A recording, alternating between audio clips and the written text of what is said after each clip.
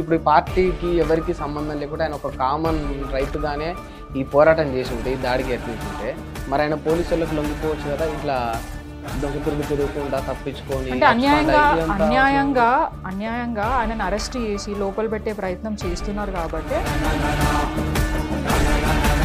ఇది కేవలం ఈ 1 మంత్ నుంచి 10 రోజుల నుంచి జరుగుతున్న ఉద్యమం కాదు కదా, రైతుల దగ్గర నుంచి గత 9 నెలల నుంచి జరుగుతుంది. కానీ అక్కడ ఇంటర్నెట్ బంద్ చేసి అక్కడ ఏం జరుగుతుందో బయటికి రాకుండా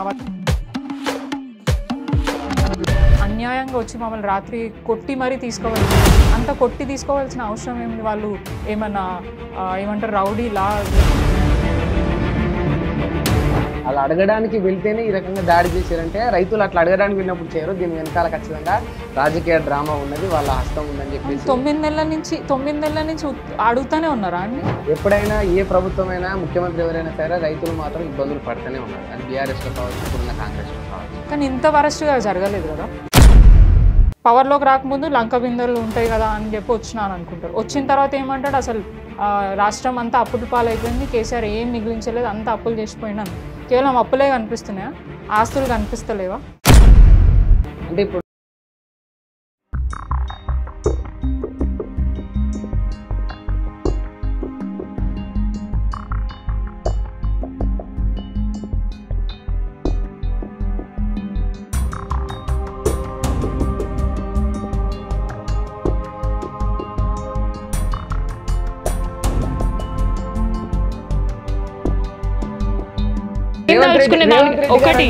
ఏంటంటే కనీసం రేవంత్ రెడ్డి పేరు ఉచ్చరించడానికి కూడా కేసీఆర్ కు ధైర్యం లేదు. అందుకే కనీసం నా పేరు తీయడు, నా జోలికి రాడు, నాకు ఎదురుపడ్డా అంటారు. ఫస్ట్ ఆఫ్ ఆల్ చెప్పాలంటే రోజుకి మాకంటే ఎక్కువ కేసీఆర్ గారిని తలుచుకునేది రేవంత్ రెడ్డి గారు. నమస్తే, వెల్కమ్ టు హిట్ టీవీ. నేను మీ సింహాద్రి. తెలంగాణ యావత్ రాష్ట్రం అంతా కూడా ఇప్పుడు ఎక్కడ చూసినా కూడా ఒక అంశం అయితే ఒక క్వశ్చన్ మార్గం మిగిలిపోయింది. కేటీఆర్ అరెస్ట్ అవుతాడా కాడా? లగచర్లలో ఎవరైతే రైతులు కలెక్టర్ పైన దాడికి యత్నించారో మరి దాని వెనకాల నిజంగా బీఆర్ఎస్ నాయకుల కుట్ర ఉన్నదా, లేకపోతే నిజంగా రైతులే భావోద్వేగానికి గురై ఆ రకంగా దాడికి యత్నించారా? ఇవన్నీ విషయాలు మనం బీఆర్ఎస్ లీడర్, సీతాఫల్ మండి కార్పొరేటర్ సామల హేమ గారితో చర్చించే ప్రయత్నం చేద్దాం. నమస్తే అండి. నమస్తే అండి. ఎలా ఉన్నారు? ఫైన్, బాగున్నాను. Thank you. బాగున్నారా? Thank you for your coming. Thank you అండి. నిజం చెప్పండి, కేటీఆర్ హస్తం లేదా? అంటే మీకు ఎక్కడైనా కనిపిస్తుందా? ఇది కేవలం కాంగ్రెస్ పార్టీ వాళ్ళు క్రియేట్ చేసిన థింగ్, అది ప్రజలందరికీ తెలుసు. అండ్ మీరు కూడా స్వయంగా అక్కడికి వెళ్ళి రైతుల దగ్గర వాయిస్ తీసుకోవడం జరిగింది. మీడియా వాళ్ళందరూ కూడా వాళ్ళు కూడా క్లియర్గా చెప్తున్నారు, మా భూములు పోతున్నాయి కాబట్టి వాళ్ళు మా దగ్గరికి వస్తే మేము ఎన్నోసార్లు చెప్పి చూస్తున్నాం, మేము ఇవ్వము అని. అయినా కూడా బలవంతంగా చేస్తున్నారు కాబట్టి మేము అలా దాడి చేయాల్సిన పరిస్థితి వచ్చిందని చెప్పి వాళ్ళే స్వయంగా చెప్పడం జరిగింది. అక్కడ పార్టీలతోని ఎవరికి ఏం సంబంధం లేదు, కేవలం వాళ్ళ భూములు పోతున్న ఉద్దేశంతో అక్కడ వాళ్ళందరూ వాళ్ళ నిరసనని తెలియజేసిండ్రు. కానీ ఆ దాడి జరగడం కరెక్ట్ కాదు. అయినా కూడా అక్కడ ఉన్న వాళ్ళందరూ కూడా మేము దాడి చేసింది అధికారుల మీద కాదు కానీ ప్రభుత్వం మీద మాకున్న ఏదైతే బాధ ఉందో వ్యక్తం చేయడానికి అట్లా చేయడం జరిగిందని ఇంకా చెప్పడం జరుగుతుంది. సో ఇది క్లియర్గా రాజకీయ పార్టీలకు సంబంధం లేని ఇష్యూ. మరి నిజంగా రాజకీయ పార్టీలకు సంబంధం లేకపోతే ఎందుకు మీ బీఆర్ఎస్ నాయకుడు పట్నం నరేందర్ రెడ్డి అందులో మా బీఆర్ఎస్ కార్యకర్త ఉన్నాడు, మాకు బాగా పనిచేసినాడు, ఆయన 7 ఎకరాల భూమి ఉందని ఓన్ చేసుకొని మీ పార్టీకి ఆయన కండువాను రుద్ది కప్పి ఎందుకు ఈ రకంగా మరి మాట్లాడిండు? ఇక్కడ పార్టీ ఎందుకు చూస్తున్నారో నాకు కూడా అర్థం అవ్వట్లేదు.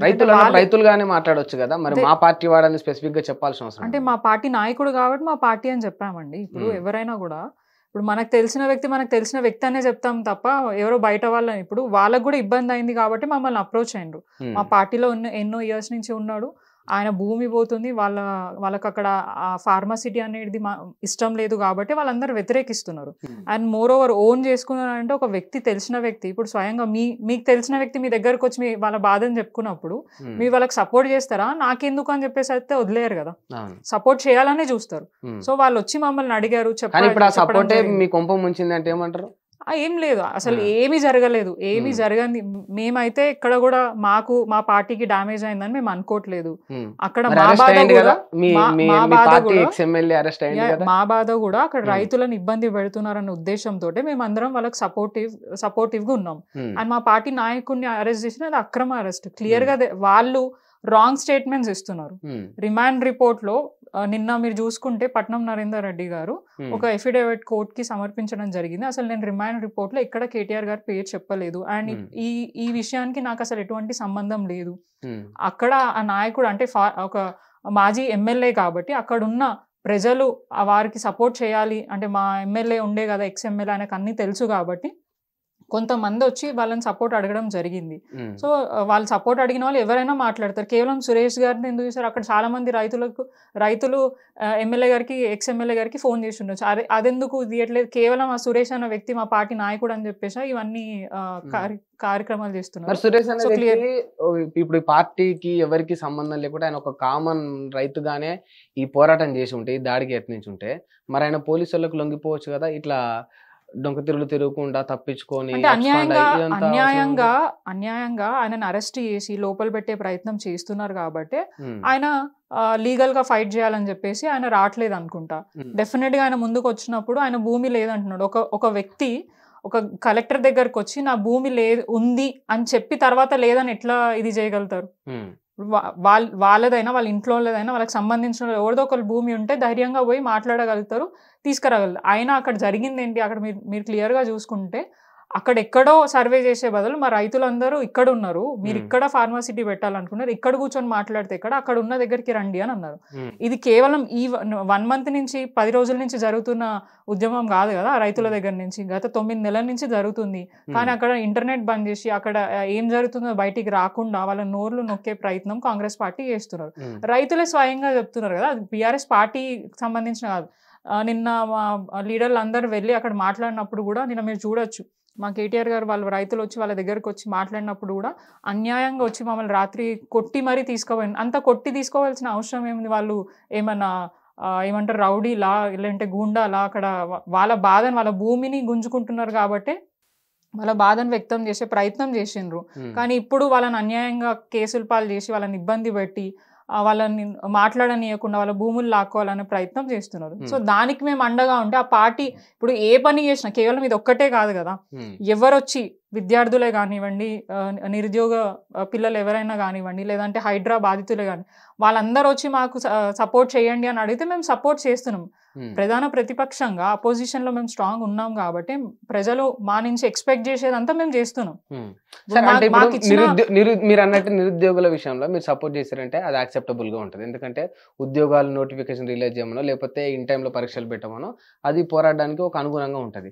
బట్ ఈ ఫార్మాసిటీ కంపెనీ అనేది తెలంగాణకు కానీ కొడంగల్లో కానీ, అది కొడంగల్ కూడా తెలంగాణలో ఒక భాగమే, వస్తే తెలంగాణకు ఖ్యాతి పెరుగుతుంది, ఒక రకంగా డెవలప్మెంట్కు కారణం అవుతుంది, చాలా తక్కువ ధరకే మందులు లభ్యమవుతాయి కదా. సో మేము ఫార్మాసిటీకి వ్యతిరేకం కాదు, డెవలప్మెంటే కదా. మేము ఫార్మాసిటీకి ఎవరైనా కూడా ప్రజలు కూడా రైతులు కూడా అదే మాట చెప్తున్నారు. నేను ఈ రోజు కూడా చూసిన రైతులు అందరూ కూడా అక్కడ చెప్పేది ఏందనంటే అది ఫార్మాసిటీ కాకుండా ఇంకేదైనా తీసుకురండి, మేము ఖచ్చితంగా మా భూములు ఇస్తామని చెప్పేసి ఒక రైతు చెప్పడం జరిగింది. సో వాళ్ళు ఫార్మాసిటీకి వ్యతిరేకం కాకుండా వాళ్ళు ఏంటంటే వాళ్ళ భూములు అన్యాయంగా లాక్కుంటున్నారు, ప్లస్ దానివల్ల మాకు ఫ్యూచర్లో ఇప్పుడు ఆల్రెడీ బీఆర్ఎస్ పార్టీ ఒకప్పుడు మనకి ఆల్రెడీ ఒక ఫార్మాకి సంబంధించిన ప్లేస్ ఎక్వైర్ చేసి పెట్టడం జరిగింది. ఇప్పుడు అక్కడ అది కాదని చెప్పేసి ఇంకొక దగ్గర వాళ్ళ అల్లుడు కోసం అని చెప్పేసి కొడంగల్ ఆయన నియోజకవర్గంలో అవసరం లేని దగ్గర పోయి ప్రజల భూములు లాక్కొని చేయాల్సిన అవసరం ఏముంది? ఒకవేళ చెయ్యాలి అనుకుంటే ఒక ఎమ్మెల్యే, ఆ నియోజకవర్గంకి ఎమ్మెల్యే అండ్ ముఖ్యమంత్రి కూర్చొని మాట్లాడొచ్చు కదా. మరి ఎన్నిసార్లు లగచర్లలో ఏం జరిగిందని కలెక్టర్ ఏం చెప్తుందంటే కేవలము వాళ్ళకు ఇష్టం ఉందా లేదా అని తెలుసుకునే ప్రయత్నం మాత్రమే మేము చేయబోయినాము, అంతేగాని వాళ్ళ భూములు తీసుకోవడానికి మేము వెళ్ళలేదు. అలా అడగడానికి వెళ్తేనే ఈ రకంగా దాడి చేశారంటే రైతులు అట్లా అడగడానికి వెళ్ళినప్పుడు చేయరు, దీని వెనకాల ఖచ్చితంగా రాజకీయ డ్రామా ఉన్నది, వాళ్ళ హస్తం ఉందని చెప్పేసి 9 నెలల నుంచి అడుగుతానే ఉన్నారా అండి? 9 నెలల నుంచి ఇది నేను అన్నట్టు 1-2 మంత్స్ నుంచి కాదు కదా జరిగేది, 9 మంత్స్ నుంచి జరుగుతుంది. 9 మంత్స్ నుంచి జరుగుతున్నప్పుడు 9 మంత్స్ నుంచి అడుగుతానే ఉన్నారా? సో వాళ్ళు ఆల్రెడీ ఒకటి ఫస్ట్ ఆఫ్ ఆల్ వాళ్ళకి ప్లానింగ్ లేదు అండ్ ప్రజలని కన్విన్స్ చేసే సత్తా లేదు. సో ఏదైనా జరిగితే దాన్ని బీఆర్ఎస్ పార్టీకి అంటగట్టాలా? అది ప్రజలు వాళ్ళ ఆవేదన వ్యక్తం చేసుకొని జరిగిన దాన్ని మా పార్టీ నాయకులకి అంటగట్టి అది మేము చేసినాం, ప్రతిదీ మేమే చేసినాం అంటే ఎట్లా చెప్పండి? అంటే ప్రజలకు తెలియదా ఎప్పుడు ఏం చేయాలో? వాళ్ళకి ఆ మాత్రం అంటే అవగాహన ఉండదా? అంటే వాళ్ళు బాధను వ్యక్తం చేసుకున్న ప్రతిసారి బీఆర్ఎస్ పార్టీ రెచ్చగొడుతుందంటే ఏమన్నట్టు? మళ్ళీ వాళ్ళనే పేడ్ ఆర్టిస్ట్ అంటారు. అంటే ఇప్పుడు వీళ్ళు అధికారంలో ఉన్నారు కాబట్టి ప్రజలు ప్రశ్నిస్తే పేడ్ ఆర్టిస్టులు, లేదంటే బీఆర్ఎస్ పార్టీ రెచ్చగొడుతుంది. మరి అధికారం లేనప్పుడు వాళ్ళు కూడా దీనికి వ్యతిరేకించారు కదా. అప్పుడు ఫార్మాసిటీ బీఆర్ఎస్ ప్రభుత్వం ఉన్నప్పుడు వాళ్ళు కూడా అక్కడ ఆ భూమి దగ్గరకు వచ్చి వ్యతిరేకించారు కదా. సో మాది ఎట్లుంటది అంటే డెఫినెట్గా వాళ్ళని కన్విన్స్ చేస్తాం, వాళ్ళకి లబ్ధి చేకూర్చే విధంగానే మేము ల్యాండ్ అక్వజిషన్ ఎక్కడైనా కూడా చేసినాం, ఎక్కడ ఎవరిని ఎక్కువ ఇబ్బంది పెట్టలేదు. వాళ్ళకి కావాల్సింది అంతా కూడా ఫుల్ఫిల్ చేసి వాళ్ళని సాటిస్ఫై చేసినాకనే వాళ్ళ ల్యాండ్స్ మేము తీసుకోవడం జరిగింది. కానీ ఎక్కడ ఇబ్బంది పెట్టలేదని మీరు చెప్తారు, కానీ ఎప్పుడైనా ఏ ప్రభుత్వమైనా ముఖ్యమంత్రి ఎవరైనా సరే రైతులు మాత్రం ఇబ్బందులు పడుతూనే ఉన్నారు. అది బీఆర్ఎస్ లో కావచ్చు, ఇప్పుడున్న కాంగ్రెస్ లో కావచ్చు. కానీ ఇంత వరస్ట్ గా జరగలేదు కదా. మీరు 10 నెలలు 11 నెలల అసలు మొత్తం రాష్ట్రంలో ఏం జరుగుతుందని ఎవరు హ్యాపీగా ఉన్నారు మీరు చెప్పండి? మీరు గ్రౌండ్ రిపోర్ట్ తీస్తే వాళ్ళు ఇచ్చిన గ్యారంటీలు పోయినాయి, దాని గురించి ఎవరు మాట్లాడట్లేదు. రోజుకొక డ్రామా క్రియేట్ చేస్తున్నారు. డెవలప్మెంట్ గురించి ఎవరు మాట్లాడట్లేదు. ఇప్పుడు రాష్ట్రంలో ఏం నడుస్తుంది? హైడ్రా, 4th సిటీ, ఈ ఫార్మర్స్ ఇష్యూ, ఇవన్నిటిని కూడా డైవర్ట్ చేయడానికి రోజుకొక ఏమంటారు ఒక ఇష్యూని తీసుకొని వచ్చి బీఆర్ఎస్ పార్టీకి. అంటే మీరు చూసుకుంటే స్టార్టింగ్ ప్రభుత్వంకి తెలుసు అసలు తెలంగాణ రాష్ట్రం ఎంత అప్పులో ఉంది, ఎంత ఆర్థికంగా ఉంది అనేది అంత వాళ్ళకి తెలుసు. ఎందుకంటే వాళ్ళ పార్టీ నాయకులు కూడా ఉండే కదా ఈ బడ్జెట్ ప్రవేశపెట్టినప్పుడు అంతా కూడా. వాళ్ళకి ఆ మాత్రం అవగాహన లేకుండానే వాళ్ళ గ్యారంటీల గురించి ప్రామిస్ చేసిండ్రు. సో వాళ్ళకి తెలిసి చేసిండ్రు కదా. వాళ్ళకి తెలిసి చేసిన తర్వాత కూడా ఆయన పవర్లోకి రాకముందు లంక బిందెలు ఉంటాయి కదా అని చెప్పి వచ్చినాను అనుకుంటారు. వచ్చిన తర్వాత ఏమంటాడు, అసలు రాష్ట్రం అంతా అప్పుల పాలైపోయింది, కేసీఆర్ ఏం మిగిలించలేదు, అంతా అప్పులు చేసిపోయినాను. కేవలం అప్పులే కనిపిస్తున్నాయా? ఆస్తులు కనిపిస్తలేవా? అభివృద్ధి కనిపిస్తలేదు. ఇప్పుడు జరిగిన అభివృద్ధి అంతా కూడా మళ్ళీ వాళ్ళ ఖాతాలో వేసుకుంటున్నారు. నష్టాన్నంతా బీఆర్ఎస్ పార్టీకి వాళ్ళు అంటగడుతున్నారు. లాభము పాజిటివ్ అంటే ఏదైనా మంచి జరిగే విషయం ఏదున్నా కూడా మేము చేసినాం. 11 నెలల నుంచి వాళ్ళు చేసిన డెవలప్మెంట్ ఏందండి?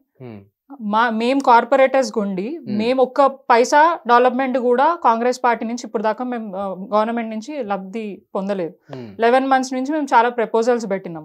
అది కాక ఎలక్షన్స్ కి ముందు మేము చాలా డెవలప్మెంట్ ప్రపోజల్స్ పంపించిన వాటిని కూడా క్యాన్సిల్ చేయడం జరిగింది. అఫ్ కోర్స్ మీకు క్లియర్ గా కనిపిస్తుంది కదా.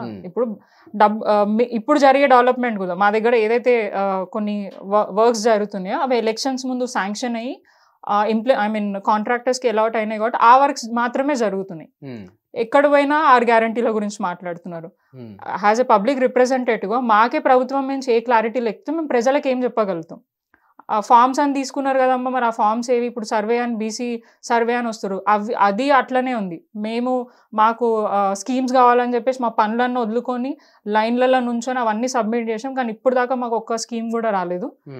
కేవలం ఆ ఫ్రీ బస్ తప్ప ఫ్రీ బస్ కూడా మాకు సాటిస్ఫాక్షన్ లేదు, మమ్మల్ని చాలా హీనంగా చూస్తున్నారని చెప్పి మహిళలు చెప్పడం జరుగుతుంది. ఫ్రీ బస్ వల్ల మహిళలను హీనంగా చూస్తున్నారా? అఫ్ కోర్స్ వాళ్ళే చెప్తున్నారు కదా, నేను కాదు కదా చెప్పింది. నేను పోలేదు, కానీ నాకు వచ్చి చాలా మంది చెప్పినారు మీరు వెళ్ళి అడగచ్చు, గ్రౌండ్ రిపోర్ట్ తీయచ్చు, మమ్మల్ని పైసలు ఇచ్చి మేము టికెట్ కొనుంటే మమ్మల్ని కూర్చోండి అని చెప్పి మర్యాద ఇస్తుండే. ఇప్పుడు ఏం ఫ్రీ బస్ అని అసలు బస్సులు కూడా ఆపట్లేదు, ఎక్కడో దూరంలో ఆపుతున్నారు అండ్ సీట్లు ఉండట్లేదు, దానికి మేము కొట్టుకోవాల్సి వస్తుంది. ఎన్నో ఇన్సిడెంట్స్ జరుగుతున్నాయి. సో పెట్టినప్పుడు అయినా ఒక సిస్టమాటిక్ గా పెట్టి బస్సెస్ ఇంక్రీజ్ చేసి దానికి టైమింగ్స్ పెట్టినా బాగుండు. ఓకే ఫ్రీ బస్ పెట్టినా అది ఒక ఏజ్ వాళ్ళకి పెట్టున్నా బాగుంటుండే. ఇప్పుడు మీలాంటి వ్యక్తులు బస్సు ఎక్కాలంటే ఎంత కష్టం అవుతుంది జెంట్స్ కి. ఇప్పుడు మహిళల గురించే కాదు కదా, మీరు కూడా కొంతమంది ఉద్యోగాలు చేసే వాళ్ళు ఉంటారు, వాళ్ళు బస్సులలో ట్రావెల్ చేస్తారు. చాలా మంది పబ్లిక్ ట్రాన్స్పోర్ట్ ని డిపెండ్ అయి ఉంటారు.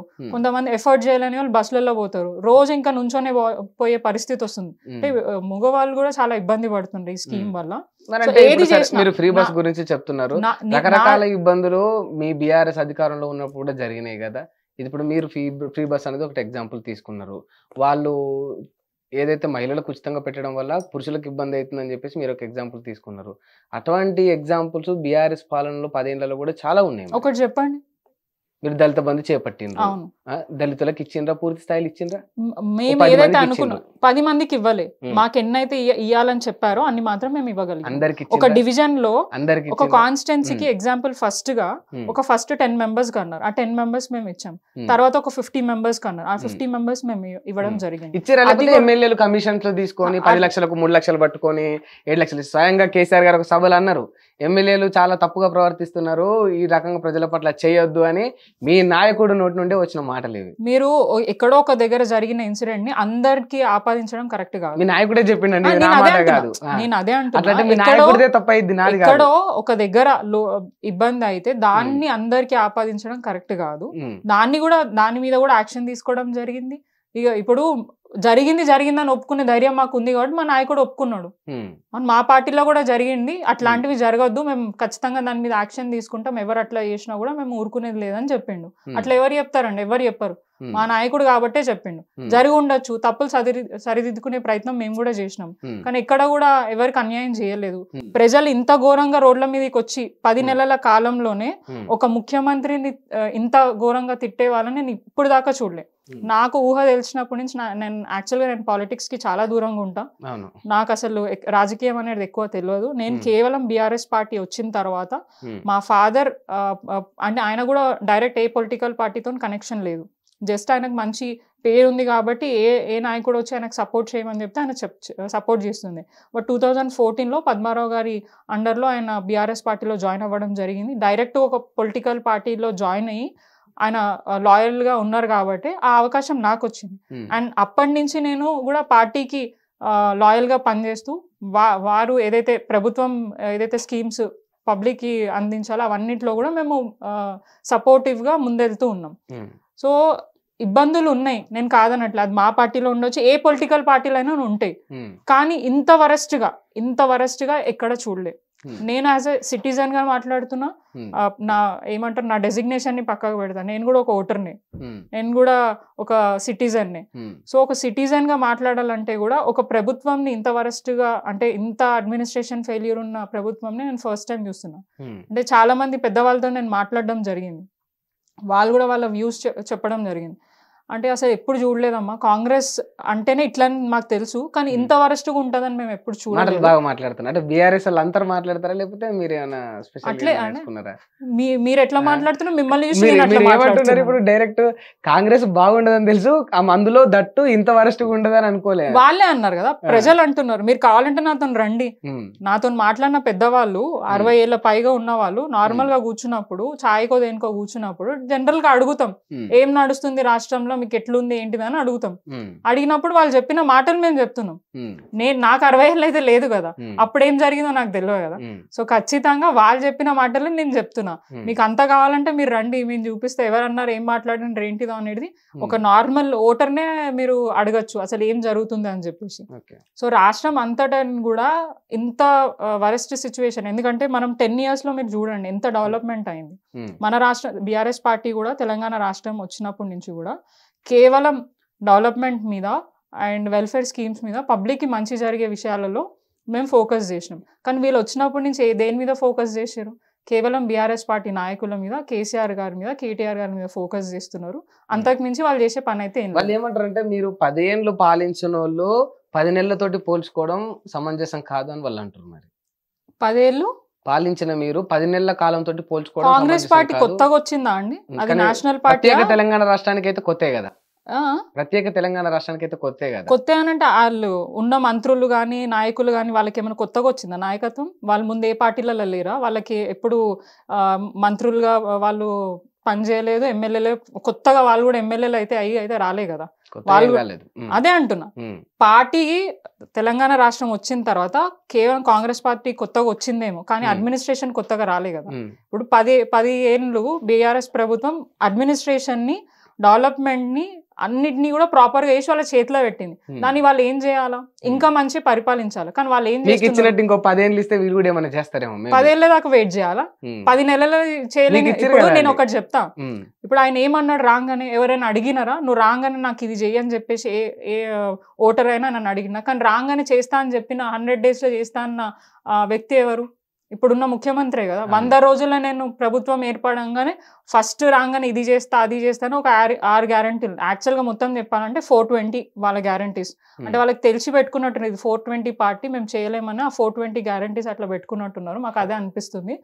సో ఆ 420 దాకా వదిలేసాను. 6 గ్యారంటీలో సబ్ గ్యారంటీస్ ఉన్నాయి.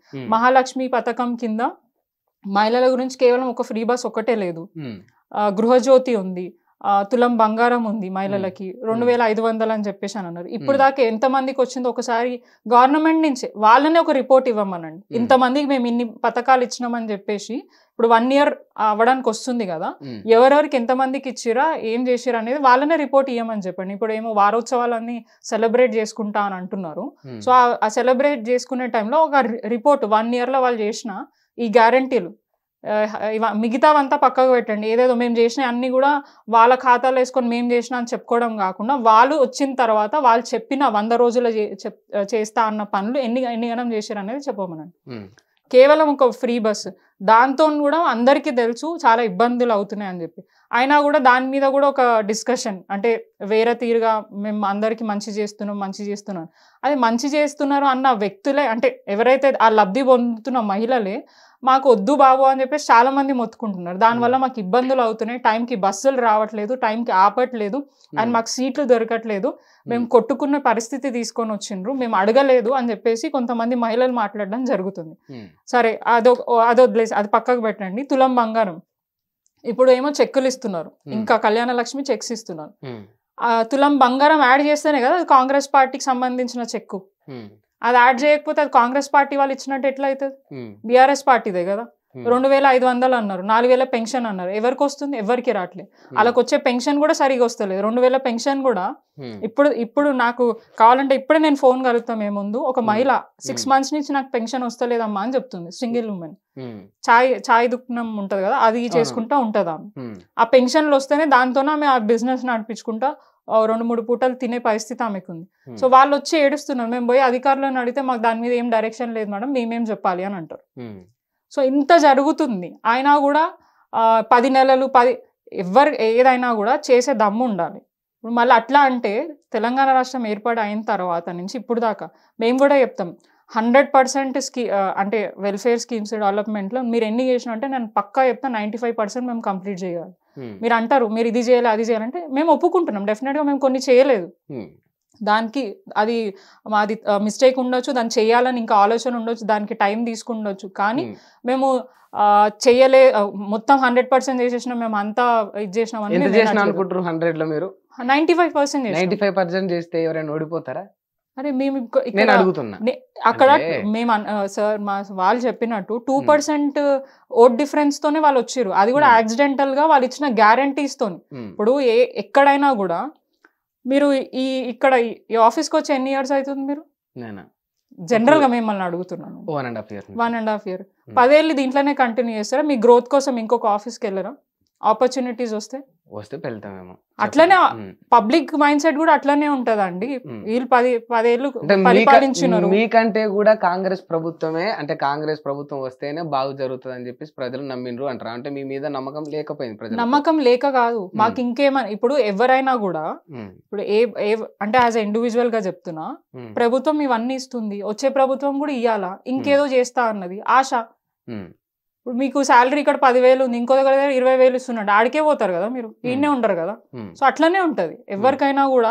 ఇంకొంచెం మంచిగా మేము అంటే ఎవరైనా వస్తున్నారు మంచి చేస్తా అని అన్నప్పుడు వాళ్ళ మీద కొద్దిగా ఒక నమ్మకం ఉంటది. మీ పథకాలు ఆకట్టుకోలేకపోయినాయి, వీళ్ళు ఎక్కువ ఆకర్షణ చూపించారు అంటే వాళ్ళు అదే అంటే కదా, అంతే కదా. ఇప్పుడు మేము 1000 ఇస్తా అంటారు, ఇప్పుడు 2000 పెన్షన్, దాన్ని మేము కూడా 5 ఏళ్లలో 5,000 చేస్తామని చెప్పినాం. ఇమీడియట్ గా చేస్తామని మాకు తెలుసు ఆర్థిక పరిస్థితి ఎట్లుందో, అట్లా చేయలేము, ఒకసారి చెప్తే అది ఇబ్బంది అవుతుందని మేము ప్లాన్డ్ గా పోయినాం. వీళ్ళు బ్లైండ్ గా పోయినారు. జస్ట్ వాళ్ళు అనుకున్నారు ఏందనంటే వస్తామో రాము చెప్పేద్దాం అని చెప్పేసి ఇక ఒక గోలీ వేసిండ్రు. అంత ఆ గాలిలో కొట్టుకుంటూ వచ్చేసిండ్రు. అంటే గాలినే అంటే వీళ్ళు కష్టపడి అస్సలు ఏం లేదు. అంత కష్టపడి ఉంటే వచ్చిన 10 నెలల నుంచి వాళ్ళ కష్టం ఏడ కనిపిస్తుందని మీకు చెప్పండి. ప్రజలందరూ ఇంత రోడ్ల మీద వచ్చి బాధపడాల్సిన అవసరం ఉంటుండేనా? అంత మంచిగా చేస్తే ఇంతగానం ఏడవాల్సిన అవసరం ఏంది? ఇప్పుడు హైడ్రా తీసుకొచ్చిన, నేను హైడ్రా గురించి మాట్లాడతాను. మా ప్రభుత్వం ఉన్నప్పుడు కూడా హైడ్రా ఫస్ట్ చేసిందే మా ప్రభుత్వం. మూసి సరౌండింగ్స్ లో ఉన్న వాళ్ళని అందరిని ఐడెంటిఫై చేసి వాళ్ళని రీలొకేట్ చేసి వాళ్ళకి మంచిగా ప్లేస్ ఇవ్వాలి. రివర్ బెడ్లో ఉన్న వాళ్ళు చాలా ఇబ్బందికరంగా ఉన్నారని ఆల్రెడీ సర్వే చేయడం జరిగింది. 12,000 మంది హౌసెస్ దాకాను కొంత హౌసెస్ వెరిఫై చేసిండ్రు, ఎంక్వైరీ చేసిండ్రు, వాళ్ళకి ఇవ్వాలనుకున్నారు. అండ్ మిగతా ఎవరైతే ప్రాపర్టీస్ హ్యూజ్ ప్రాపర్టీస్ ఉన్న వాళ్ళకి కంపెన్సేషను ఫర్దర్గా ఇంకేం చేయాలనేది వాళ్ళు ప్లాన్ ప్రకారం పోయిండ్రు. కానీ ఇక్కడ ఏం జరుగుతుంది? నోటీస్ లేదు, ఇన్ఫర్మేషన్ లేదు. రాగానే వీళ్ళ ఎజెండా కూడా కాదు మూసిది. వాళ్ళ ఎమ్మెల్యే ఒక ఆయన ఏం చెప్పిండు, మూసి సరౌండింగ్స్ లో ఉన్న వాళ్ళకి ఇంకా మేము ఇల్లు కడతాం, మిమ్మల్ని జాగ్రత్తగా చూసుకుంటాం, మీకు ఇంకా పట్టాలు ఇస్తాం, అక్కడ అంటే మిమ్మల్ని అక్కడ జాగ్రత్తగా పెడతామని చెప్పేసి ఒక ఎమ్మెల్యే మాట్లాడడం జరిగింది. కానీ వాళ్ళ ముఖ్యమంత్రి రాగానే ఏం చేస్తున్నాడు, ఇచ్చిన గ్యారంటీలను పక్కకు పెట్టేసి అసలు ఈ సబ్జెక్టే లేదు వాళ్ళ ఎజెండాలో, వాళ్ళ మేనిఫెస్టోలో. దీని మీద ఫోకస్ చేసిండు. ఎందుకు చేసిండు? మిగతా వాటిని డైవర్ట్ చేయడానికి. వాళ్ళకి ఫస్ట్ ఆఫ్ ఆల్ చెప్పాలంటే మిగతా వాటికి డైవర్ట్ చేయడానికి, లేకపోతే భవిష్యత్ తరాల్లో హైదరాబాద్ కు ఫ్లడ్స్ రావద్దు ఆ రకంగా ప్రజలు, అది ఆలోచన మంచిదే, ఆ ఆలోచన మంచిదే. మంచి చేసే వాళ్ళని మేము కాదనం. కానీ దానికి ఒక ప్రాపర్గా ఇప్పుడు పబ్లిక్ అపోజ్ చేస్తున్నప్పుడు మీ బాధ్యత ఏంది? ఒక ఎమ్మెల్యే కానీ, ఒక మంత్రి కానీ, ఒక ప్రభుత్వం కానీ, అధికారులు కానీ కూర్చొని మాట్లాడి వాళ్ళని కన్విన్స్ చేసి వాళ్ళని ఏదో రకంగా ఒప్పియాలి. కానీ ఇక్కడ ఏం జరుగుతుంది? డైరెక్ట్గా బుల్డోజర్లు పోతాయి, వాళ్ళ ఇళ్ళ మీద దాడి చేస్తే ఒక ఇన్ఫర్మేషన్, అది కూడా సాటర్డే సండేలు హాలిడే పూట. అండ్ వాళ్ళు కూడా చెప్పేది ఏంది, డబుల్ బెడ్రూమ్లు మా గురించి కట్టలేదు, నిరుపేదలైనా ఇల్లు లేని వాళ్ళ గురించి కట్టినాం. మాకేముంది, ఒక ఫ్లోర్ ఉంది, మేము కష్టపడి మేము ఎన్నో ఏళ్ళ నుంచి కష్టపడి కట్టుకున్నాం. అది ఒకవేళ కబ్జా చేసి ఉంటే, మేము ఇల్లీగల్గా కట్టుంటే గవర్నమెంట్ ఎందుకు మాకు పర్మిషన్ ఇచ్చింది?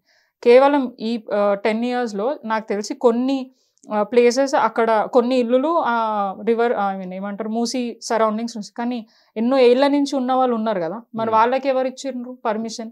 కాంగ్రెస్ పార్టీయే కదా. వాళ్ళ టీడీపీ గవర్నమెంట్ ఉన్నప్పుడు ఉండే, కాంగ్రెస్ గవర్నమెంట్ ఉన్నప్పుడు కూడా పర్మిషన్లు ఇచ్చింది. మరి అక్కడ ఇల్లీగల్ అన్నప్పుడు రోడ్లు ఎందుకు వేసిండ్రు, పవర్ కనెక్షన్స్ ఎందుకు ఇచ్చారు, ట్యాక్స్ ఎందుకు కలెక్ట్ చేసారు? సరే మిగతా ఇయర్స్ అన్ని వదిలేసేయండి. ఇప్పుడు వీళ్ళు వచ్చి 10 months అవుతుంది, 11 months అవుతుంది. మరి వీళ్ళ ఎజెండా హైడ్రా ఉంది, మూసీని మనం డెవలప్ చేయాలి, బ్యూటిఫికేషన్ చేయాలి అని అనుకున్నప్పుడు మరి ఈ 10 monthsలో వాళ్ళకి పబ్లిక్ ఒక హింట్ ఇవ్వచ్చు కదా, మేము ఇక్కడ పర్మిషన్స్ ఇవ్వము, మేము ఇక్కడ వాటర్ కనెక్షన్స్, కరెంట్, ట్యాక్స్ అన్ని తీసుకోము, మేము ఇక్కడ ఒక డెవలప్మెంట్ చేయాలనుకుని పబ్లిక్కి ముందే మెసేజ్ ఇచ్చేది ఉండే. రాత్రి పోయి వాళ్ళని బయట పడేసి బుల్డోజర్లు పెట్టి కూలగొట్టి, ఇప్పుడు వాళ్ళు అప్పు చేస్తారో, లోన్లు తీసుకుంటారో, ఏదో రకంగా వాళ్ళు కట్టుకుంటారు. ఇప్పుడు ఆ అప్పులో ఎవరు కడతారో, ఆ ఈఎంఐలో ఎవరు కడతారు? ఇవన్నీ మీరు స్వయంగా చూసి వాళ్ళ దగ్గర నుంచి వాయిస్ తీసుకున్న వాళ్ళే కదా, వాళ్ళ బాధని మీరు విన్న వాళ్ళే కదా. మేమేదో ఇది క్రియేట్ చేసింది కాదు కదా, కొత్తగా బీఆర్ఎస్ పార్టీ చేయడానికి. ఇప్పుడు అక్కడ ఒక జియో కూడా పాస్ చేసింది కదా, డబుల్ బెడ్రూమ్లు కూడా కేటాయిస్తా బాధితులు ఎవరైతే ఉంటారో వాళ్ళందరికీ. 2-3 కోట్ల ప్రాపర్టీకి 20-30 లక్షల డబుల్ బెడ్రూమ్ మీరు యాక్సెప్ట్ చేస్తారా? మీకుంటే చేయరు. కానీ మరి అదే అంటున్నా నేను, ఏమంటున్నా అంటే అది లేని వాళ్ళకి ఓకే. ఇప్పుడు కొంతమందికి డబుల్ బెడ్రూమ్ ఇచ్చారు, వాళ్ళు వాయిస్ ఇస్తున్నారు, నాకు సంతోషంగా ఉంది, నాకు ఇల్లు లేదు ఇచ్చిన్నానంటే డెఫినెట్గా వాళ్ళు యాక్సెప్ట్ చేస్తారు, ఎందుకంటే వాళ్ళ ఇల్లు లేదు కాబట్టి. ఉన్న వాళ్ళ దగ్గర గుంజుకునే ప్రయత్నం చేసి వాళ్ళని రోడ్ పాలు చేసి వాళ్ళకి నువ్వు 2 కోట్లు 3 కోట్లు ఉన్న ప్రాపర్టీని నువ్వు 20-30 లక్షల 2 BHK ఇస్తా అంటే వాళ్ళు ఎట్లా యాక్సెప్ట్ చేస్తారు? మరి దాని కంపెన్సేషన్ ఇచ్చేది ఉండే. మరి మేము కూడా డెవలప్మెంట్ చేసినాం, మా ప్రభుత్వం కూడా ఫ్లైఓవర్లు కట్టిండ్రు, రోడ్ వైండింగ్ చేసిండ్రు, అట్లనే అన్యాయంగా తీసేసిరా? వాళ్ళకి గవర్నమెంట్ వాల్యూ ఇవ్వడము, వాళ్ళకి కంపెన్సేషన్ ఇవ్వడం అయితే జరిగింది కదా. మా దగ్గర కూడా డబ్బులు లేకుండా, కానీ ఏదో రకంగా వాళ్ళకైనా కన్విన్స్ అయితే చేసినాం కదా. మా కేటీఆర్ గారు టీడీఆర్ అని చెప్పేసి ఒక కాన్సెప్ట్ తీసుకొని వచ్చారు, దాంతో మంచి యూజ్ అవుతుంది. మరి అట్లాంటిది ఏదైనా కాన్సెప్ట్ తీసుకొని వచ్చి వాళ్ళకి మంచిగా లబ్ధి కూర్చే విధంగా కన్విన్స్ చేసేది ఉంది. అవన్నీ ఏం చేయాలి? డైరెక్ట్ బుల్డోజర్లు అధికారులను పెట్టాలా, అన్యాయంగా కేసులు బుక్ చేయాలా, కొట్టాలా, తిట్టాలా, ఇదే పని. ఒక రౌడీ జైలుకు పోయిన వ్యక్తి మైండ్ సెట్ ఎట్లుంటుందో అదే మైండ్ సెట్ తోటి పరిపాలన నడుస్తుంది. చదువుకొని కొంచెం మంచి చేయాలన్న ఆలోచన ఉంటే 11 months ఎవ్వరికి ఏ ఇబ్బంది కాకుండా ఉంటుంది. అంటే ఇప్పుడు జైలుకు పంపిస్తే కేసులు పెడితే అది రౌడీ మైండ్ సెట్ అంటారా? Of course. మరి మీ పాలనలో కూడా రేవంత్ రెడ్డి గారు కూడా జైలుకు పోయిండ్రు కదా. అవును, ఎందుకు పోయిండు ఆయన? దేనికి పోయిండు మీకు తెలియదా? ఒక ఎమ్మెల్సీని పైసలు ఇచ్చి కొనుక్కుంటున్నాడు దాని తర్వాత కూడా పోయిండు కదా ఆయన జూబ్లీస్ లోనే ఆయన బిల్డింగ్ లోకి ఆయన బెడ్రూమ్ లోకి పంపించి మరి ఆయనను పోలీసులతో అరెస్ట్ చేయించే ప్రయత్నం కూడా చేసిండ్రు. పోలీసులు అరెస్ట్ చేసే ఇక ఏదైనా తప్పు చేస్తేనే కదా ఆయన అరెస్ట్ చేసే ప్రయత్నం కాదు. ఇప్పుడు కేటీఆర్ గారు రేవంత్ రెడ్డి ఇంటికి పంపిరని చెప్తారు ఇప్పుడు ఉన్నాడు. అదే ఆయన అది చెప్తారు, మమ్మల్ని కూడా అక్రమంగా అన్ని చేస్తున్నాడు అని చెప్తాం మేము కూడా. ఇప్పుడు ఆయన వారిపైన మీరే అక్రమంగా కేసులు పెట్టారని మీ పైన వారు అక్రమంగా అనలే, ఆయన తప్పు చేస్తేనే అధికారులు ఎవరైనా కూడా ఇప్పుడున్న వాళ్ళు కూడా అప్పుడైనా కూడా నేనేమంటున్నా ఏమైనా తప్పు జరిగితే తీసుకుపోయే రైట్ వాళ్ళకు ఉంది. తర్వాత ఎంక్వైరీ చేస్తారు, లేదు అని ప్రూవ్ చేసుకుంటూ వదిలేస్తారు. ఇప్పుడు మా నాయకుడు కూడా తప్పు చేయలేదు, తీసుకుపోయిండ్రు, మేము కూడా దాన్ని అపోజ్ చేస్తున్నాం. రేపు కోర్టులో అది తేలినప్పుడు ఆయన బయటికి వస్తారు. సో పోలీస్ డిపార్ట్మెంట్కి ఒక కంప్లైంట్ పోయినా ఏదైనా వచ్చినా కూడా వాళ్ళు చేయాల్సిన ప్రొసీజర్ ప్రకారమే వాళ్ళు ఫాలో అయ్యి చేస్తారు. సో అట్లనే జరుగుతుంది, ఇప్పుడు కూడా జరుగుతుంది, నేను కాదనట్లే. కానీ వన్ సైడెడ్ గా జరుగుతుంది. వన్ సైడ్ అప్పుడేమో అట్లేం లేదండి. ఇప్పుడు మీరు చూడండి, అప్పుడు స్వేచ్ఛగా ఇప్పుడు అప్పుడేమో ప్రతి ఒక్కళ్ళు ఇంత దారుణంగా ఎప్పుడైనా కేసులు జరగడం చూసిరా? ఒక సోషల్ మీడియా యాక్టివిస్ట్ మీద కానివ్వండి, ప్రజల ఇబ్బందులు తెలియజేసుకుంటే వాళ్ళ మీద దౌర్జన్యంగా కేసులు పెట్టడం, ఇట్లా ఎప్పుడైనా జరిగినా? తీన్మార్ మీద పెట్టింది కదా మీరు, ఎప్పుడు పెట్టినారు? కేసులు పెట్టలేదు. కేసులు పెట్టారంటే ఉత్తగా పెట్టినారా అన్న మీద? ఉత్తగా పెట్టినారా? అన్న ఏం చేయకపోతే మేము ఉత్తగానే ఆయన తీసుకుపోయి లోపల వేసినామా? ఎవరినైనా కూడా ఉత్తగా ఇప్పుడు ప్రశ్నించేస్తే ఎవరేమన్నారండి? ప్రశ్నిస్తే ఎవరేమన్నారు? కానీ ఫ్యామిలీ జోలికి వచ్చి మేము మదర్ నో, మీ సిస్టర్ నో, ఇంకెవరినో తిడితే ఊరుకుంటారు ఎవరైనా?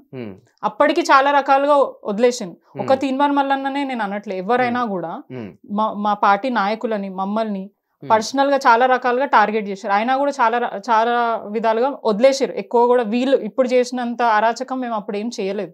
మా ప్రభుత్వం ఎవరిని అన్యాయంగా జైళ్ళల్లో పెట్టలేదు, ఎవరిని ఇబ్బంది పెట్టలేదు. ఎవరు చేసిన కర్మకి వాళ్ళు అనుభవిస్తారు అన్నట్టు, వాళ్ళు చేసినది ఏమైనా తప్పులు ఉంటే దాని ప్రకారమే పోలీస్ డిపార్ట్మెంట్ యాక్షన్ తీసుకున్నారు. ఇప్పుడు వాళ్ళ మీద కంప్లైంట్ ఇస్తే ఎవరు ఇచ్చిర్రో? మా కేటీఆర్ గారు కంప్లైంట్ ఇచ్చిరా? మీరు అది చెప్తారా? మల్లన్న మీద కానీ బీఆర్ఎస్ నాయకులే కొందరు, బీఆర్ఎస్ నాయకులు ఎవరో ఆయనకి ఇబ్బంది కలిగింది ఉన్నాయా ప్రూఫ్స్ అంటున్నా? అన్న చేసి చెప్పడానికి ప్రూఫ్స్ ఉన్నాయి. ఇప్పుడు మీ తెలిసిన వ్యక్తి, మీరు ఇన్స్పైర్ గా తీసుకున్న వ్యక్తిని ఎవరో ఒకళ్ళు ఇష్టం వచ్చినట్టు మాట్లాడితే మీకు బాధ అనిపించదా? మీకు నచ్చకపోతే మీరు పోయి కంప్లైంట్ చేస్తారు కదా. అట్లనే జరిగింది, అట్లా జరిగింది కాబట్టి అట్లాంటి ఇన్సిడెంట్స్ అడిగినాయి. ఎవరైనా అన్యాయంగా ఎవరిని లోపల తీసుకుపోయి పడేయాలనుకోరు. ఒకవేళ చేసినా కూడా న్యాయంగా వాళ్ళని ఏమంటారు, ట్రూత్ ఉంటే ఖచ్చితంగా మనకి కోర్టులు ఉన్నాయి, దాంట్లో ప్రూఫ్ చేసుకొని బయటికి రావాలా. అట్లా జరిగితే వచ్చేసిండు అన్న. దాంట్లో కేటీఆర్ గారు జైలుకు పోయే అవకాశం ఉందా లేదా? అంటే పోయే అవకాశం ఉంది, పంపించాలని అయితే ప్రయత్నం చేస్తారు కదా 11 months నుంచి. మాకైతే ఇప్పుడు ఫస్ట్ ఆఫ్ ఆల్ మేము ఎక్కడ తప్పు చేయలేదు, ఎవరిని ఎక్కడ ఇబ్బంది పెట్టలేదు. ఏదో కరప్షన్ అని, ఆ పైసలు ఏదో స్కామ్ అని అవి ఇవన్నీ మాటలు మాట్లాడుతున్నారు. మా నాయకుడు క్లియర్ గా చెప్పిండు దాని గురించి. ఈ ఫామ్ లా కానివ్వండి, ఇంకేదైనా కానీ ఏదైనా కూడా పాలసీ ప్రకారమే జరిగింది.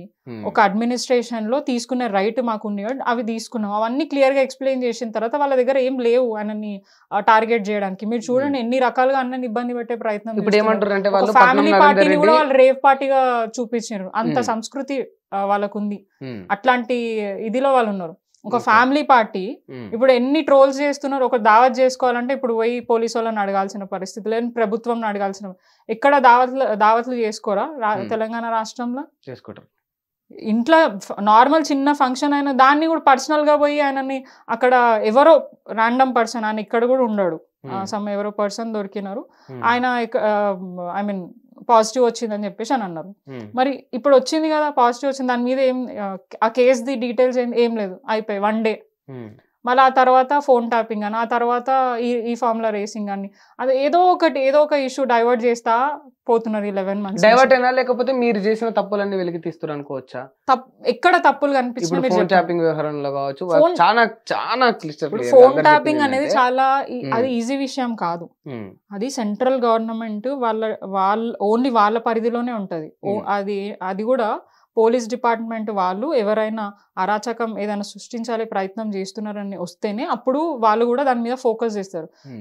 ఏ రాజకీయ పార్టీకి కానీ ఎవరికి కానీ యాక్సెస్ ఉండదు, ఫోన్ ట్యాపింగ్ చేసే యాక్సెస్ ఉండదు. కేవలం దాన్ని సృష్టించే ప్రయత్నం చేస్తున్నారు. ఆ దాంట్లో కూడా ఇప్పుడు దాకా ఏం లేదు. 11 months నుంచి వాళ్ళ ప్రభుత్వమే ఉంది, వాళ్ళు కూడా దాన్ని ట్రై చేస్తూనే ఉన్నారు. ఎక్కడ ఏం ప్రూఫ్ దొరికింది చెప్పండి? కేవలం వాళ్ళ మాటలు తప్ప. ఆధారాలు ఏం ధ్వంసం చేయలేదా మీరు? ఎక్కడ చేసారు? ఎవరు చేసిండ్రు? మూసీలో పారేసారు, హార్డ్ డిస్క్లు అన్ని తీసుకుపోయాను. ఓవర్ పారేసారు, ఎవరేం చేసారు మాకేం తెలుసు? మాకు సంబంధం లేదు. ఒకవేళ చేసిన వాళ్ళు అయితే వాళ్ళకి ఉంది కదా, పవర్ ఉంది కదా ఏదైనా చేయడానికి, యాక్షన్ తీసుకోవడానికి, ఏదైనా కూడా. ఇప్పుడు ప్రభుత్వం, ఇప్పుడు మేము ఉన్నప్పుడు ఇవన్నీ చేసినామని అంటున్నాం, ఇప్పుడు వాళ్ళు ఉన్నారు కదా, వాళ్ళకి అన్ని యాక్సెస్ ఉంటాయి కదా, వాళ్ళకు కూడా అన్ని సోర్సెస్ ఉంటాయి కదా దాన్ని కనుక్కోవడానికి. ఎందుకు చేయలేకపోతున్నారు? ఏం లేదు కాబట్టి అవి ఏం బయటికి రావట్లేదు.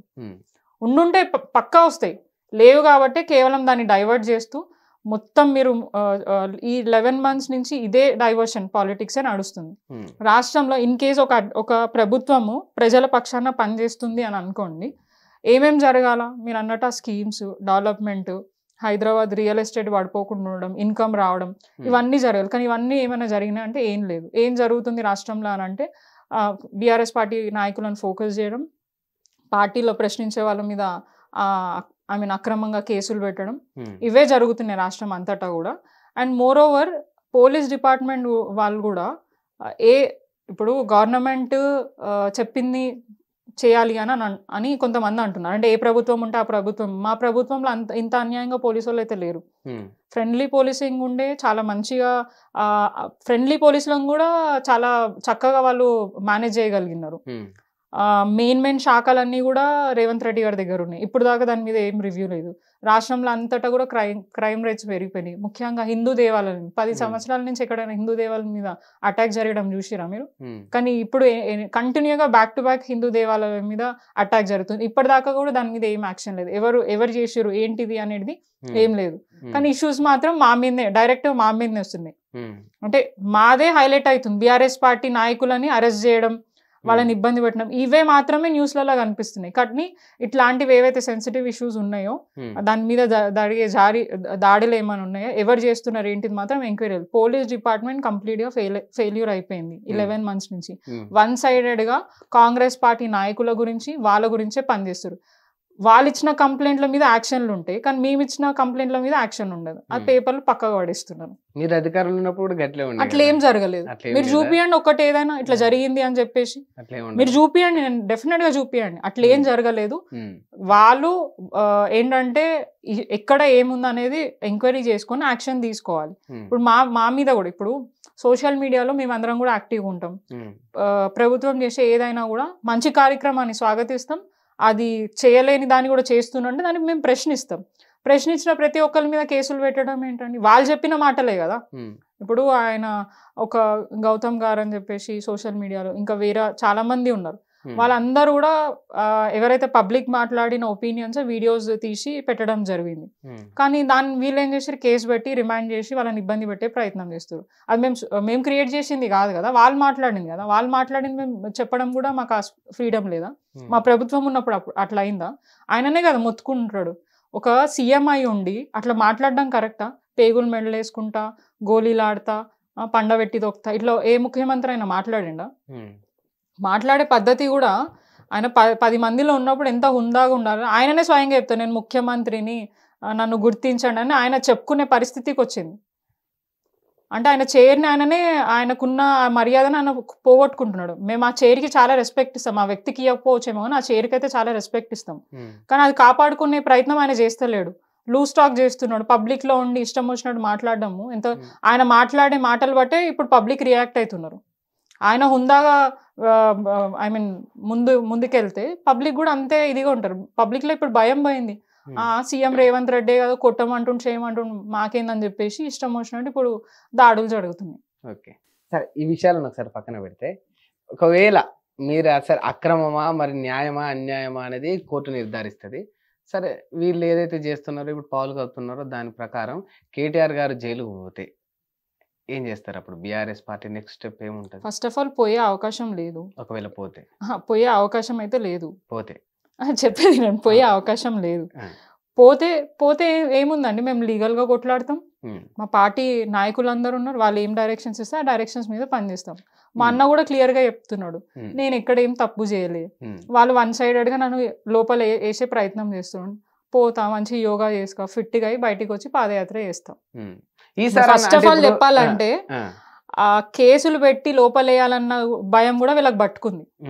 వేస్తే అదే మైలేజ్ వాళ్ళకి అవుతుంది అని చెప్పేసి, అందుకని ఇయ్యాలా వద్దా అని రోజుకొక లీకులు వాళ్ళు కూడా ఇచ్చుకుంటా బయటికి వదులుతా ఉన్నారు. అసలు చేసే స్కోపే లేదు, అంటే ఏదైనా కేసు పెట్టి చేసే స్కోపే లేదు. మీరు చూడండి, ఎన్నో ఏదైనా బాంబులు వేసినా అన్ని తుస్సాన్ని, ఇంకా వాళ్ళే చెప్పారు ఏవో ఇన్ని బాంబులు వెళ్తున్నాయి, అన్ని బాంబులు వెళ్తున్నాయి, అన్ని తుస్సు బాంబులే, అందుకని వాళ్ళు ఇబ్బంది పడుతున్నారు. ఇప్పుడు ఎట్లా అని ఫస్ట్ ఆఫ్ ఆల్ వాళ్ళ ఫోకస్ మా మీద కంటే ప్రజల మీద పెడితే బాగుంటది. డెవలప్మెంట్ అయితే రాష్ట్రంలో ప్రజలు ఇబ్బంది పడకుండా ఉంటారు. వాళ్ళు పెట్టిన ఏది ఇన్కమ్ సోర్సెస్ ఏవైతే వేరే దేశాల నుంచి మనకు వచ్చే ఇన్వెస్ట్మెంట్స్ మీద ఫోకస్ పెట్టినా కొద్దిగా గొప్ప మన ఇన్కమ్ గ్రోత్ పెరుగుతుంది, ఇంక 10 మందికి మంచి చేసే అవకాశం ఉంటుంది. కానీ వాళ్ళు కూర్చొని రోజు రాత్రి అంతా కూడా కేటీఆర్ గారిని ఏం చేయాలా, కేసీఆర్ గారిని ఏం చేయాలా, వాళ్ళ బీఆర్ఎస్ పార్టీ నాయకులు అంటే ఒప్పుకుంటా కానీ ఏం చేయాలని ఆలోచిస్తుంటే చేస్తుండొచ్చు, ఒకవేళ ఆ రకమైన ఆలోచన చేస్తుండొచ్చు. కానీ కేసీఆర్ గారిని ఏమన్నా చేయాలని ఆలోచిస్తుండొచ్చా? చేస్తున్నారు కదా, అసలు బయట పబ్లిక్ లో ఉంటే కదా ఆలోచన చేయడానికి. పబ్లిక్ లో ఎందుకు లేడండి, మీరు చూస్తున్నారు కదా, రోజు చూస్తే కేసీఆర్ ఉంటే బాగుండు అని అంటున్నారు వాళ్ళు. మరి కేసీఆర్ ఎందుకు రావట్లేదు? కేసీఆర్ గారు నేను ఒకటి చెప్తా, ఇప్పుడు నేనేమంటున్నా, సామల హేమ గారు బీఆర్ఎస్ పార్టీ తరఫున ఏ స్టాండ్ అయితే తీసుకున్నారో, కల్వకుంట్ల తారక రామారావు గారు ఏ స్టాండ్ తీసుకున్నారు, తన్నీరు హరీష్ రావు గారు ఏ స్టాండ్ తీసుకున్నారో, ఎవరి పాత్రలు తగ్గట్టు వాళ్ళ పాత్ర పోషిస్తున్నప్పుడు మరి కేసీఆర్ గారు ఎందుకు ఆ పాత్రకు? కేసీఆర్ గారు చెప్పడం వల్లనే వారి డైరెక్షన్స్ మీదనే మేము పనిచేస్తున్నాం. ఇది మా సెల్ఫ్ ఇంట్రెస్ట్ కాదు కదా. ఫస్ట్ మా సెల్ఫ్ ఇంట్రెస్ట్ ఎంత చెప్తున్నాడు, మా సెల్ఫ్ ఇంట్రెస్ట్ ఎంత ఉన్నా కూడా ఫస్ట్ ఆఫ్ ఆల్ మమ్మల్ని తట్టుకోమని కాంగ్రెస్ పార్టీ నాయకులు మేము అడిగే ప్రశ్నలని సమాధానం చెప్పమని, ఆ తర్వాత కేసీఆర్ గారు వచ్చినప్పుడు ఆ సమాధానం వీళ్ళు ఎత్తుక్కోవాలి. ఇంకా ఇక్కడ కూడా ఇక దొరికే వాళ్ళు ఆయన వచ్చి ఆన్సర్ చేస్తే కేసీఆర్ గారు వస్తే, సో వాళ్ళకి మమ్మల్ని తట్టుకునే ధైర్యమే లేదు. కేసీఆర్ గారిని వస్తే మోర్ ఓవర్ ఇప్పుడు కేసీఆర్ గారు రావట్లేదు ఎందుకు వస్తలేరు అని అన్నారు. అప్పుడు ప్రభుత్వం రాగానే వచ్చి మేము ప్రజల పక్షాన మాట్లాడితే వాళ్ళు అన్న మాట ఏంది, మా ప్రభుత్వం వచ్చి ఇప్పుడే మీరు ఇప్పుడే మమ్మల్ని ప్రశ్నిస్తారా అని అన్నారు. సరే అని కామున్నాం అనుకోండి, ప్రజలు ఏమంటారు, మీకు ప్రతిపక్షం ఎందుకు ఇచ్చినాం, మరి మా తరఫున మాకు అన్యాయం అవుతుండే కొట్లాడాలి కదా అని అన్నారు. మా నాయకుడు ఏం చెప్పి, మేము ఖచ్చితంగా ప్రభుత్వానికి కనీసం ఒక ఏడాది టైం ఇవ్వాలా, వాళ్ళు చేసే పనులన్నీ చూసి ఆ తర్వాత మాట్లాడతాను. మా కేసీఆర్ గారు సైలెంట్ ఉంది. సైలెంట్ అంటే ఆయన మాత్రమే సైలెన్స్ ఉన్నాడు, కానీ మేమందరం అయితే పనిచేస్తున్నాం కదా. ఆయన తయారు చేసిన వ్యక్తుల మీద, లీడర్ల మీద మేమందరం మాట్లాడుతున్నాం కదా. సో ఇప్పుడు మమ్మల్ని తట్టుకోలేని వ్యక్తి కేసీఆర్ గారు వస్తే ఇంకా ఏం తట్టుకుంటాడు.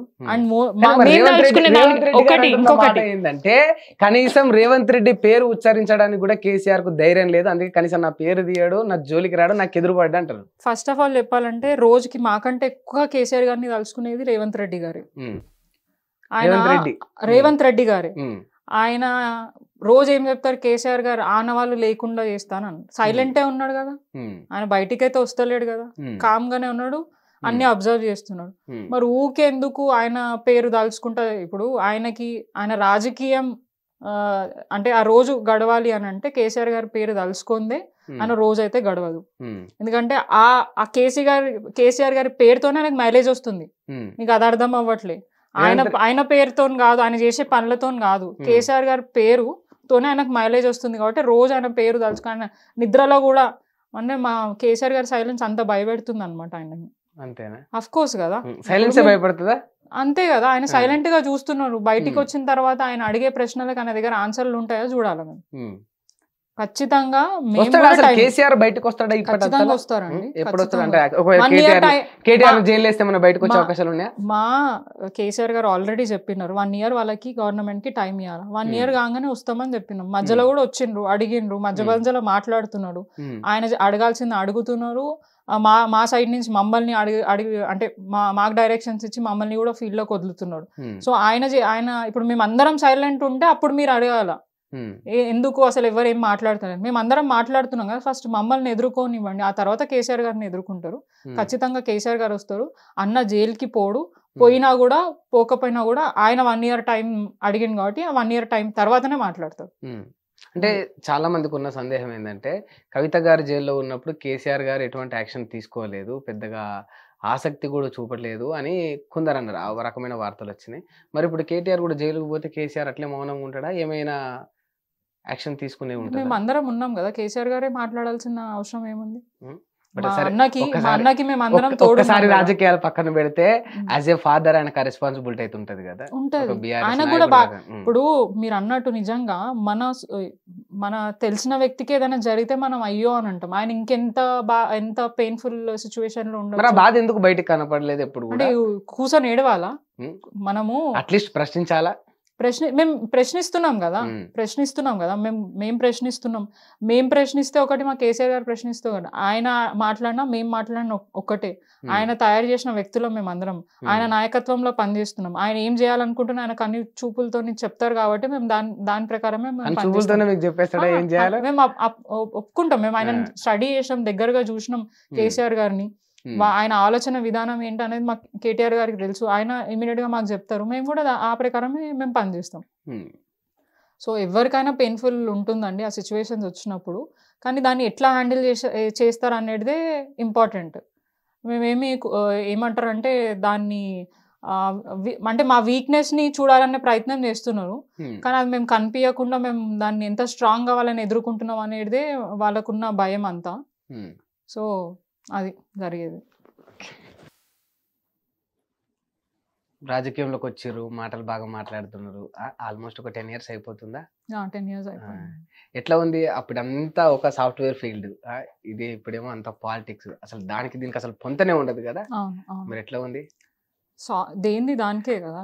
సాఫ్ట్వేర్ అన్నప్పుడు 4 గోడల మధ్య ఓన్లీ నా ఫ్యామిలీ ఫ్రెండ్స్ మధ్యలో నా ప్రొఫెషన్ అంతా నడిచేది. ఇప్పుడు అట్లా కాదు. నేను ఒక పబ్లిక్ రిప్రజెంటేటివ్ని. ఇప్పుడు నేను ఏది చేసినా కూడా అది కంప్లీట్ సెన్సేషన్ అవుతుంది. సో దానికి తగ్గట్టే ముందుకెళ్తున్నా. అండ్ అందరి సహకారం ఉంది కాబట్టి నేను ఎంత ఫ్రీగా పని చేసుకోగలుగుతున్నా. వాళ్ళందరి సపోర్ట్ ఉండడంతో నేను చేయడానికి అయితే అంటే ఇబ్బంది అనిపించట్లేదు. సపోజ్ పాలిటిక్స్లో కొంచెం గట్స్తో రావాలా, బ్రాడ్ మైండెడ్తో ఉండాలా, ఏమంటారు మంచి కంటే ఎక్కువ చెడునే మనకి ఇది ఉంటుంది. నువ్వు ఎంత మంచిది అల్టిమేట్గా నీకు ఇష్టం లేని వాళ్ళు కానివ్వండి, నీకు అంటే నీ మీద కోపం ఉన్న వాళ్ళు కానీ ఇంకా వేరే రకంగా మనని ఏదో రకంగా క్రిటిసిజం చేస్తూనే ఉంటారు. సో అన్నిటికీ రెడీ అయ్యి వచ్చిన. ఫస్ట్ ఆఫ్ ఆల్ పాలిటిక్స్ అంటే వాస్తవానికి ఏం తెలియదు, జీరో నాలెడ్జ్ ఉండే స్టార్టింగ్లో. స్టార్టింగ్లో అసలు నాకు ఎమ్మెల్యే అంటే, కార్పొరేటర్ అంటే ఏం చేస్తారు, ఎవరు, ఒక ముఖ్యమంత్రి తప్ప దాని కింద ఉండే అడ్మినిస్ట్రేషన్ ఏం కూడా నాకు ఐడియా లేదు. మా ఫాదర్ సింపుల్గా నువ్వు చేసేది ఏమి ఉండదు అమ్మ, రావాలా అందరితో నమస్తే పెట్టాలా, మిగతాదంతా మేము చూసుకుంటాం అని అంటే ఇంకా అప్పుడు కన్విన్స్ చేయడానికి. బట్ వచ్చిన తర్వాత దాని అంటే డెప్త్ ఏంటి అనేది. అండ్ మా ఫాదర్ ఏంటంటే మోర్ ఓవర్ ఫ్రీ హ్యాండ్ ఇచ్చేసిండ్రు ఆయన. అంటే ఇప్పుడు చాలా మంది ఏంటంటే అన్ని నేనే చేస్తా అంటే పాలిటిక్స్ ఏం పనులు వాళ్ళు చేయరు, మొత్తం ఫుల్ ఫ్రీ హ్యాండ్ ఇచ్చిండ్రు. అన్ని నువ్వే చదువు అంటే నేర్చుకో, ముందుకో, అందరితో మాట్లాడు, ఎట్లా నడుస్తుంది ఏంటి అనేది నువ్వు తెలుసుకో అని చెప్పేసి నన్ను వదిలేసింది. కాబట్టి నేను ఇంత ఫ్రీగా అందరితోని కలిసి మాట్లాడగలుగుతున్నా. యాక్సెస్ అనేది నాకు దొరికింది. లేదంటే కేవలం పిక్చర్ నేను వెనక మా ఫాదర్ అయ్యి ఉంటే మాత్రం డెఫినెట్గా నాకు ఇబ్బంది అయ్యింది. సో అట్లా ఆయన యాక్సెస్ అండ్ అన్ని బ్యాలెన్స్ చేసుకుంటూ ముందుకు వెళ్ళాలి, వన్ సైడెడ్ కాకుండా. ఇప్పుడు పాలిటిక్సే కాకుండా అండ్ నేను స్టడీస్ కూడా చేస్తున్నా. రీసెంట్గా నా పిహెచ్డి అయిపోయింది. సో మా ఫాదర్ దాంట్లో కూడా ఎంకరేజ్ చేసాను, నువ్వు పాలిటిక్స్లో నువ్వు చదువుకో, మంచిగా అవకాశం ఉంటుంది. అంటే నాకంటే ఎక్కువ ఇంట్రెస్ట్ మా ఫాదర్కి ఉండే. అంటే నా డాటర్ని ఇంకా మంచి పొజిషన్లో చూడాలని ఇంకా ఆయన తాపత్రయం ఉండే. సో అట్లా నేను ఎంట్రన్స్ రాసిన, అది కూడా ర్యాండమ్గా రాసిన. లక్కీగా నాకు సీట్ వచ్చింది. ఎంబీఏ పిహెచ్డి ఓయూలో చేయడం జరిగింది. జస్ట్ 10 days 15 days బ్యాక్ నాకు పిహెచ్డి డాక్టరేట్ వచ్చింది. సో చదువుకుంటూ, పాలిటిక్స్ చేసుకుంటూ, ఫ్యామిలీతో ఉంటూ, పబ్లిక్తో ఉంటూ అన్ని 10 years సక్సెస్ఫుల్ గా కంప్లీట్ చేసుకోగలిగాను. అంటే మామూలుగా పెద్ద పెద్ద నాయకులే చెప్తుంటారు, మీ నాయకులు కూడా చెప్పిండ్రు, నేను పలు సందర్భాలలో విన్నా. ఎప్పుడైనా అనిపించిందా ఎందుకు వచ్చినాయి రాజకీయంలోకి అంటే? అనిపించింది చాలా సార్లు అని మీ నాయకులు కూడా అన్నారు, వేరే నాయకులు కూడా అన్నారు. అట్లా మీకు ఎప్పుడన్నా అనిపించిందా ఈ 10 ఏ years లో? ప్రొఫెషనల్ అయినా మనము ఆ ప్రొఫెషనల్ జర్నీ అయ్యేటప్పుడు కొన్ని అప్ అండ్ డౌన్స్ ఉంటాయి. ఇదైతే ఈ రాజకీయం అయితే ఎక్కువ మనల్ని పైకి తీసుకెళ్లే వాళ్ళకంటే కిందికి లాగే వాళ్ళే ఎక్కువ ఉంటారు. అదైతే నేను చాలా చూసిన.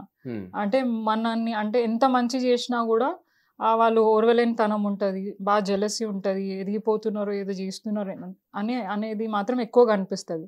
సో అది నేను చాలా సందర్భాల్లో చూసిన, నాకు కూడా అనిపించింది. కేవలం ఇది ఒక్కటే కాదు, పాలిటిక్సే కాదు, ఏ ప్రొఫెషనల్ ఉన్నా కూడా మనం ఒక సందర్భంలో అరే అసలు ఇది కాకుండా నేను ఇంకోటి చేస్తుంటే బాగుంటుండే కదా అని అనుకుండే. కానీ మన రాతలో ఏం రాసి పెట్టుంటే అదే జరుగుతుంది. అదే జరిగింది. ఇప్పుడు నేను ఇది ఎక్స్పెక్ట్ చేయలే, నా లైఫ్ లో కూడా నేను నా డ్రీమ్స్ లో కూడా అనుకోలే. అసలు నా ప్రొఫెషన్ అంటే నేను చదువుకున్న దానికి నేను అనుకున్న నాకున్న గోల్స్ కి నాకున్న డ్రీమ్స్ కి కంప్లీట్ గా డిఫరెంట్. కంప్లీట్ గా నేను మా ఫాదర్ కోసం వచ్చిన తర్వాత అవుట్ రేట్ గా పార్టీ ఐడియాలజీ మీద ఐ మీన్ ఎట్లా పబ్లిక్ అంటే నాకు ఒక దగ్గర ఏమనిపించింది అని అంటే ప్రచారం చేసేటప్పుడు కానివ్వండి, ఏదైనా చేసినప్పుడు ఇంకా ఎక్కువ అరే నేను కరెక్ట్ పాతే చూస్ చేసుకున్నాను. తర్వాత స్టార్టింగ్ లో నాకు అనిపించకపోయినా తర్వాత డేస్ గడుస్తున్న కొద్ది అనిపించింది ఎప్పుడు అంటే అరే ఒక్కరికి చెడు ఏమంటారు మంచి కంటే ఇంకొకరికి చెడు, అదే దాన్ని అంటే నాకు క్లియర్ గా ఎక్స్ప్లెయిన్ చేయడానికి రావట్లేదు. కానీ మనం మంచి చెడు కంటే మంచి చేయడమే స్కోప్ ఉంది ఈ ఫీల్డ్ లో. అంటే చాలా మంది ఇబ్బందుల్లో ఉన్నారు, వాళ్ళకి ఎట్లా చేయాలి ఏంటి అనేది మనకు కొన్ని రూట్స్ తెలియదు. బట్ ఇదైతే మనకు అన్ని యాక్సెస్ ఉంటాయి.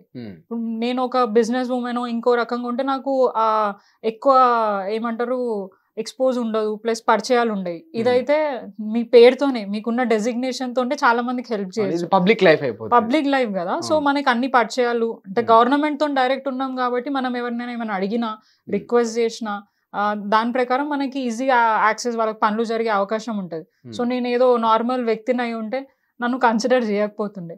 సో నా వల్ల చాలా మందికి హెల్ప్ అవుతుంది. వాళ్ళకున్న కొద్దో గొప్ప సమస్యలు నేను తీర్చగలుగుతున్నా నాకున్న కెపాసిటీతోనని, అప్పుడు నాకు ఆ సాటిస్ఫాక్షన్ దొరికింది. అండ్ మీరు అన్నట్టు ఎందుకు అన్నప్పుడు ఖచ్చితంగా, ఎందుకంటే మనల్ని కొన్ని సందర్భాలలో ఇబ్బంది పెట్టే ప్రయత్నాలు చేస్తూ ఉంటారు. అనిపించింది అసలు ఎందుకు వచ్చినా, నాకు ఇది అవసరమా అని అనిపించింది. బట్ మళ్ళీ ఆలోచిస్తే డెఫినెట్ గా అసలు ఎవరు చేయలేని పని కోట్లల్లో ఉంటాయి. అంటే వాళ్ళకి కోట్ల రూపాయలు ఉన్నా ప్లస్ రాజకీయంగా ఎంతో ఎక్స్పీరియన్స్ ఉన్నా ఎవరికి రాని అవకాశం నాకు వచ్చింది. కాబట్టి ఇది నా అదృష్టంగా నేను భావించి డెఫినెట్ గా ఇది అంటే నాకు ఏదో ఒకటి మంచి చేయాలని దేవుడు అనుకున్నాడు, నా రూపంగా ఏదైనా చేయాలని అనుకున్నాడు. కాబట్టి నేను దాన్ని స్టెప్ బ్యాక్ తీసుకోలేదు. ఓకే, అంటే ఇప్పుడు మొత్తం ఈ పాలిటిక్స్ కొనసాగే అవకాశం ఉందా, లేకపోతే మళ్ళీ ఎప్పుడన్నా భవిష్యత్తులో సాఫ్ట్వేర్ సైడ్ వెళ్ళే అవకాశాలు ఉన్నాయి? ఇంకా మళ్ళీ సాఫ్ట్వేర్ సైడ్ వెళ్ళే అవకాశం లేదు. అండ్ పోయినా కూడా తీసుకోరు. నేను పోతే ఇంకా ఐ మీన్ అరే పొలిటీషియన్ వచ్చిందని అనుకుంటా, ఏదో ఇక నేనే బిజినెస్ పెట్టుకొని ఇంకేదైనా చేసుకునే ఇది ఉంటది. కానీ నాకైతే వయసు ఉంది, నాకు చేసే ఇంట్రెస్ట్ ఉంది, పబ్లిక్ కి సర్వీస్ చేసే ఇంట్రెస్ట్ ఉంది. సో నాకు ఓపిక ఉన్నంత వరకు అండ్ బీఆర్ఎస్ పార్టీ నాకు అవకాశం ఇచ్చేంత వరకు డెఫినెట్ గా నేను పబ్లిక్ లైఫ్ లోనండి, ఇచ్చినా ఇవ్వకపోయినా పార్టీ కోసం డెఫినెట్ గా పనిచేస్తాం. థ్యాంక్ యూ అండి. హిట్ టీవీ యాప్ ని డౌన్లోడ్ చేసుకోండి. ఇందులో short news, live news, entertainment movies అన్ని అవైలబుల్ గా ఉన్నాయి. Please download hit TV app. Hit TV app ని ఫ్రీగా డౌన్లోడ్ చేసుకోండి.